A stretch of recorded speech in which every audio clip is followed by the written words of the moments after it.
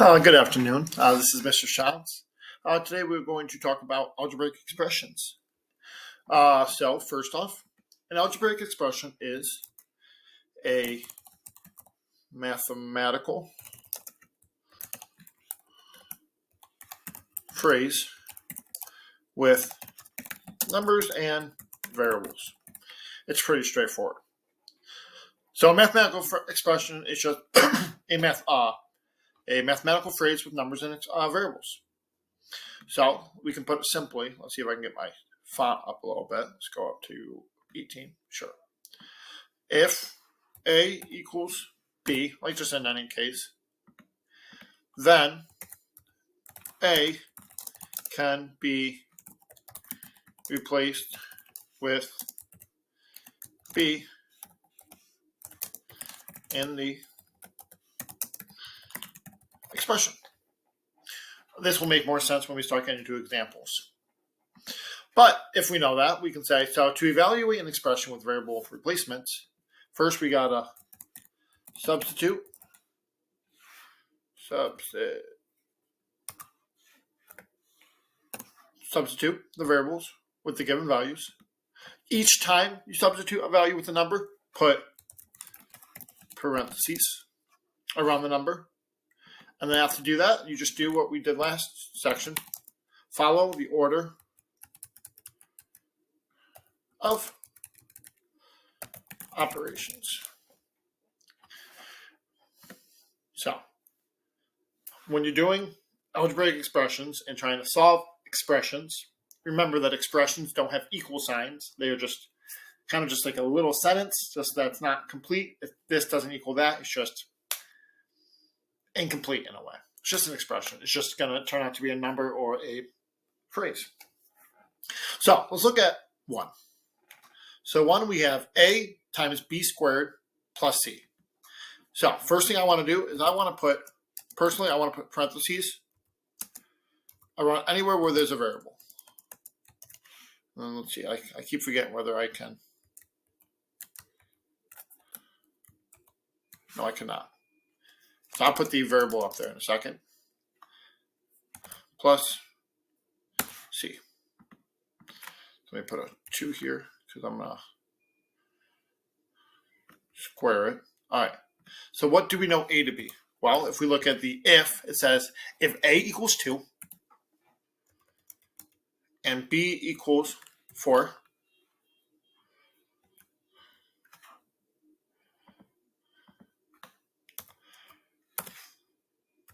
if A equals 2 and B equals 4 and C equals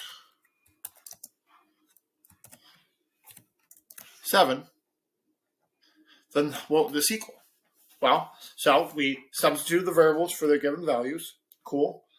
We put parentheses around each number we know. Awesome. Now we just got to rewrite it and just solve it. One thing I want to try to get you guys to focus on is that I want you guys to know what is being said. So if I said follow order of operations, or order of operations just with parentheses, you guys will look at this and be like, well, there's 3 sets of parentheses. How does that help? Yes, there are parentheses. But when parentheses as a step in order of operations, we want to see, is there an expression inside parentheses that we can simplify?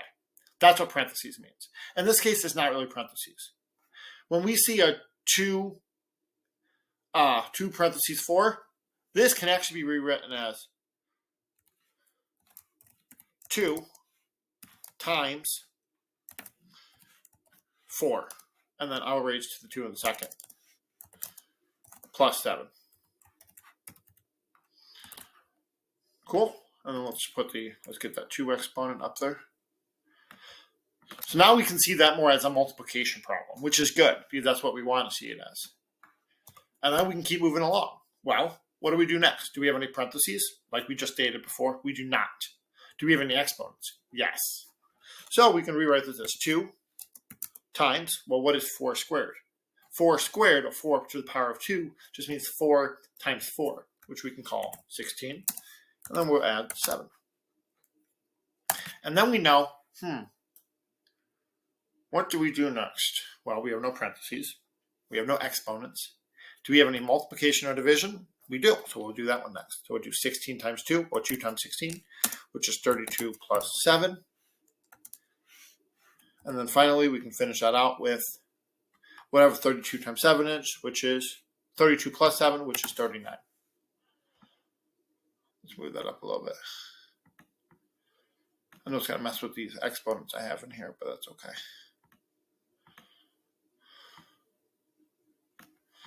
Cool. Does that kind of make sense? We're just taking a step at a time. It's just like last section, except now we're adding substitution. Let's do number 2. So, like I said before, let's do our 3. And then, to be honest, I'm just going to jump the gun and just say 3 times. That's my time symbol. Another way you'd see a time symbol is that asterisk right there. 3 times. Well, what is our x term? Our x term is -2. I'll put the thing up there in a second. Minus 4 times -2. Let me get your exponent up there.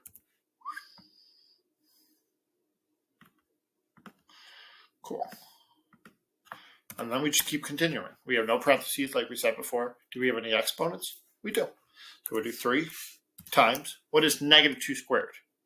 Well, -2 times -2 would be the same as, what's 2 times 2? 4. And then what's a negative times a negative? A positive. So we'll just call this positive 4. And we'll say minus 4 times -2. We just keep chugging along. What comes first, multiplication or subtraction? Well, we know in PEMDAS, multiplication comes first. So we're going to say, what's 3 times 4? 12 minus, and we just keep moving everything down. Move everything down. And then we know that multiplication comes before subtraction again. We're going to write that as -8. Ooh, cool. And we just keep chugging along.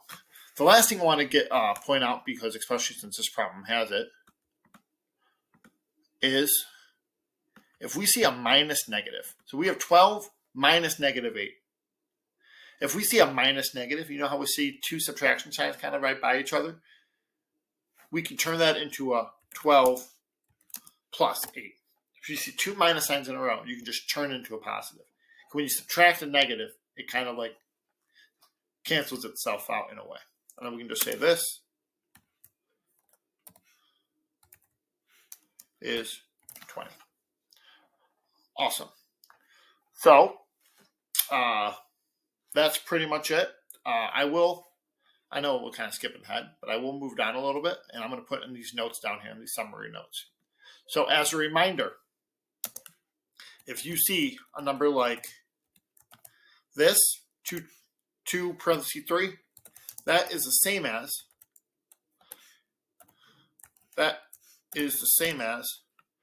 2 times 3.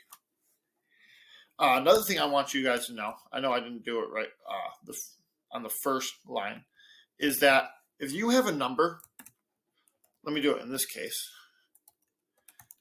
If you have a number like that, it looks like +2.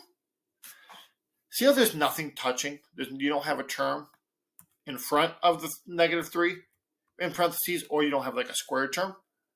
We can call this, put my little arrows in, we can just drop the parentheses. Parentheses are just a marker to make sure that if you did have something attached to it, you account for the proper operation, whether that be multiplication or exponents.